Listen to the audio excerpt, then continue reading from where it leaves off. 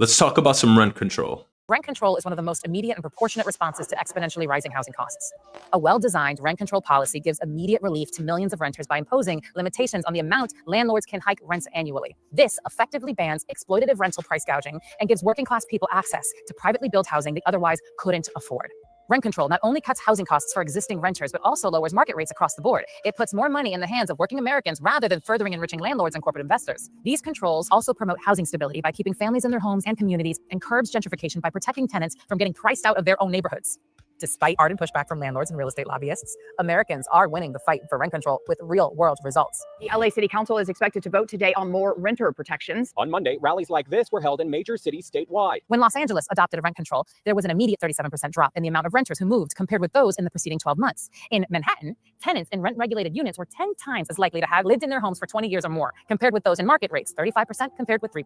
Back out west, Santa Monica reported similar results with enacting rent control measures. When done right, rent control would help make existing homes affordable while only impacting new construction projects many years in the future, long after new projects become profitable. That means rent control won't discourage private building like so many neoliberal critics claim.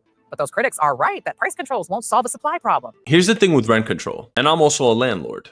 I rent out apartments. You need to ask yourself, who do you want to live in New York City? Because at the rate that we're going, only the rich and the international that are visiting will be able to afford this city. We do need change. The path that we're on is untenable. Now, do I want my apartments to be applied with rent control?